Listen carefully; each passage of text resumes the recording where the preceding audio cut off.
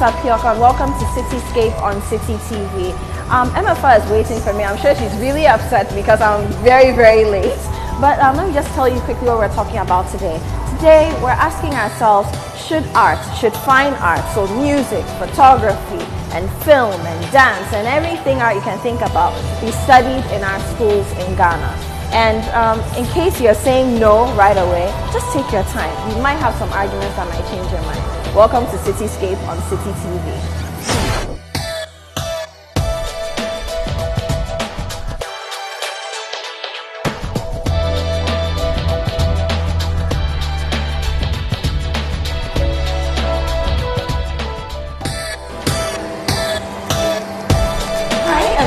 What time do you call this? Why did you come and see? What time do you call this? Really? You're late and you're doing selfies. I'm not even gonna mind you. It's like you don't own a clock. Oh, how's that? I placed my order. Oh, hello. Yeah, so what I failed to mention, when I told you what we're talking about today, once again, we're talking about art and whether it should be studied in our schools throughout our educational system or not. We're at a new location. We're at Pinkberry in Laboni in Accra. Eméfa's got her frozen yogurt already. I'm waiting for mine. I'm in a good place. But Eméfa, how are you doing? Better, now that you're here. And you weren't feeling too well. Are you okay now? Much better after my prayer. Okay. Oh, mine is here. Oh, wow. That looks so healthy. Thank you. Yeah. And mine's covered in sugar. But yes, Eméfa. Yes, darling. So today, I want us to delve into this conversation about art and whether it should be studied in our schools or not. Why? Because I think you and I have had this conversation on our own before. But in the past week, since the last time we spoke about sex ed, I've been getting a lot of feedback, and I know you have too, about some of the other things we should be considering in our schools. Now, I know what studying art did for me when I was in school. I know it's done so much for you. Yeah. And we'll be getting into that conversation a little later. But I just want to ask a straight question. Do you think art needs more attention in our schools? Straight answer, yes. Okay. Just from personal experience, but I'm pretty sure that we'll get to that later on in the conversation. But you're so artsy-fartsy yourself. You live and breathe art. I wish I did. I wish I did just like you, but obviously I've been slacking recently. I do, but not as much as I should. But when I really get down to it, I really let my emotions run free and wild on a canvas. Like, it's amazing. But what is art to you? I mean, is it just painting, drawing? No. So what I'll say is, historically, fine art, and okay, now I'm getting to teacher mode. For those of you viewers who don't know, I've taught literature and some aspects of fine art before. But yes, but when you talk about fine art, historically, it was limited to poetry, to painting and sculpture, and then, of course, to music. So we're talking about the classical era, the Renaissance, with Bach and Beethoven and Mozart, you name it, okay? And then your Picassos and whatnot. And your Monets. Yes. But in modern times, when we talk about fine art, it includes the visual art, so your painting, your sculpture. Now we have human performance art. Charlie Water just happened. We saw a lot of that. It also includes film. I mean, what we're doing here today wouldn't be possible without the art of film. So film, photography, it includes being on stage and writing, of course, and not just writing as a poet anymore. See, poetry is the oldest form of literature. But that evolved, and we have novels now. We have drama, and then drama can be interpreted on stage with actors. I mean, so many different things. Artsy-fartsy. Yeah. And it includes architecture as well. So some people. So all forms of expression. Basically. Okay. Basically. Okay. And so with all these things that I've mentioned, it's obvious that art doesn't stand on its own. It's not mutually exclusive from, say, mathematics. If you're an architect, you need to know your numbers. You're just an artistic mathematician. Precisely. Yeah. So, if you're a filmmaker, it's not mutually exclusive from knowing how to write scripts. And writing scripts isn't always an artistic process. Yeah. Sometimes you really need to go down and research and get facts. So there are elements of art in everything, really, everything we do. Even here at Pinkberry, I mean, look at the way the place is designed. It gives you... Look at this, look at this. So many things. Our mobile phones. Yeah, even interior design, even environment, the way the place makeup. Our makeup. Yeah. Men, the way you cut your hair, the way you shape your beard. Keep your beard gang like Philip. I know, shaping your beard is an art form. But yes, so that's a little bit about what art is and then the history of art. But I want to delve right into it and ask you, Eméfa, what are some of your personal experiences with art, especially when it came to being in school and being educated, along the way? So I've always been a creative person. When I was growing up, I used to love sketching, drawing. I used to take my coloring book very seriously. But when I went to high school, I was very shy. I know you find that hard to believe, but I was such a shy kid. No, really. I hated public speaking. I hated answering questions in class. And when I was in sixth form, I remember I got so tired of being so scared to speak to people that I decided to enroll myself in speech and drama. And I only did it for a semester, but it made such a huge difference. I mean, I felt so free being on stage, being able to express myself, playing someone else. It was a very freeing experience. And then from then on, I started doing things like dance, started trying to do more African dance in my school because there were only like 5 black people. But so after doing that, I also did GCSE arts as well, which was a really great avenue for me to just express myself and, put my thoughts into something visual that other people also had an opportunity to interpret in their own way. And that was all it was very freeing for me. I know I've said freeing a lot, but it just felt very freeing. So from personal experience, I feel like any form of expression where kids are able to express themselves and communicate through either movement or acting or even music, I think it's great because, I mean, we don't only communicate through words. There's body language. There's eye contact, and being able to do that through something not necessarily tangible, but something that other people are also able to have access to, I think is great.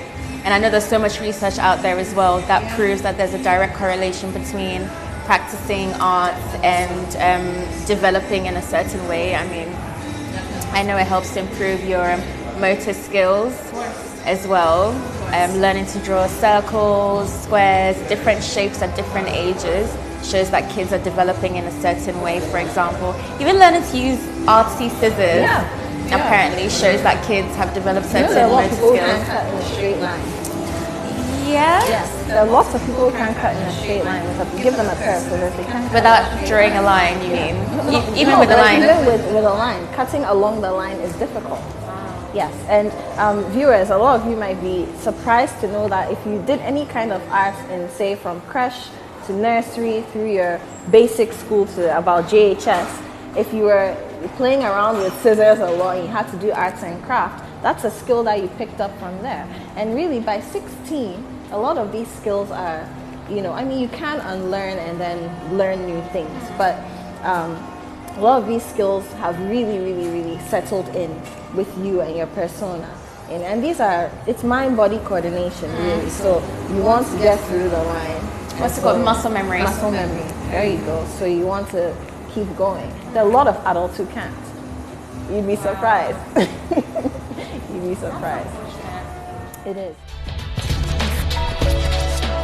Second Image International admissions in progress. Courses available include hairdressing, beauty therapy and fashion. Call us on 0243 331 999. Evening and weekend classes are also available. But I mean, like you said, I find it very interesting that you used to be shy, because that doesn't... Sweetheart, but I was so shy. It's amazing to see that art has transformed you. And for me, so as a practicing artist, as a poet, someone who sings, I find that I can be most vulnerable on paper. There are so many things that I want to say with my mouth. It's still words, but when it comes to crafting them on paper, it's so much easier. Or belting it out in song, it's so much easier. And I think that when you engage with art a lot, from personal experience, you engage with art enough and a lot, and you become comfortable enough with it, naturally, you become comfortable with exploring who you really are. A lot of us are living in denial about who we are, what we like, what we don't like, what we are able to do and what we're unable to do. When you become very much involved with art, especially at an earlier age, and I've seen this happen with my students in the past. I've had students who have walked in and said to me, it's like, I can't write a sentence, I can't write a paragraph. But by the end of the term or the end of the semester, when we're going home, they're able to express themselves more beautifully than someone who had the talent originally. It's very interesting because art allows you to embrace your weaknesses as well as your strengths, and then you're not ashamed of that. And you sort of share that with the world through your art. So I totally identify with And I totally identify with what you said about being vulnerable on paper, because there's some things you cannot put into words when you're speaking, but then when you write them down, it becomes a lot more real. And that's almost a true representation of who you are, what you can put down on paper, because there are no boundaries to what you can write down about yourself or anyone else. But once you write what you're truly feeling, it's like, it's a whole new experience. I remember I used to write poetry when I was growing up as well. I don't do that anymore, unfortunately, but I really should. I miss writing. I think I'm going to pick it up again. But yeah, I definitely agree with you about being vulnerable on paper. And it's not just with writing. They say a picture is worth 1,000 words. And sometimes you look at a picture and you realize that it's telling a whole story. You haven't seen any other pictures before. You don't know what's coming after. You don't know the people in the picture sometimes, but it tells such a beautiful story. And then, of course, so for me, I've made it a point that before I go and watch a movie that's based on the book, if I haven't read the book, I read the book. Sometimes I'll even reread the book if I had read it already, just to get context. And I want to see how well it was interpreted. And it's always a whole new world when you watch film, because now you're looking at it through the eyes, the lens of the director, of the producers, and then the actors are really bringing the story to life for you. And even though it's one person or one group of people's interpretation, and I might have thought about it or dreamt about it in a different way when I was just reading it, it's still so beautiful. Yeah. And I think that being able to get into your space yourself and do something like that and communicate with people who don't have a very graphic mind and so or vivid imagination. So if they read a book, they're not seeing what you or I might see. But a filmmaker can put that on that screen would help them to. And you're educated, you're informed, you're entertained. I think it's brilliant. Not even with film, with photography. Photography as well. Yeah, because I remember we had to, for history A-levels, we had to assess some photographs from World War II. And it was amazing to see how much people changed over time. So I remember we just see one photograph and the whole room would be quiet because everyone could feel what the character in the photograph was feeling or what the photographer was trying to bring across. So it's amazing to see certain images through someone else's eyes. So I never appreciated photography until that time because I was just like, well, a camera on my phone. Walking around, taking I pictures. could take pictures if I want, but it's quite a deep sort of angle to have on the world, to see things through someone else's eyes, because you could just see a leaf. I could take a picture of a leaf and it could look different from, let's say, my favorite photographer, Nidarko does, when I know Mo Shutter, hashtag Mo Shutter. But yeah, so when people can literally turn a leaf into something amazing, that's truly art. You're very right. Okay, so Now I want us to talk a little bit about, I know there are people that sit here and saying, if we are sitting there doing that big things, they are talking about art. And I've seen and heard all of you. Yes, I know. And how can we make money if we're artists, you know? And that's a valid question. How can you make money as an artist? It is a valid question. But before we get to that, this is Citi Scape on Citi TV. We're still talking about fine arts and really exploring the beauty of art, the experience that it can bring to you, and whether or not you should be studying it in our school system.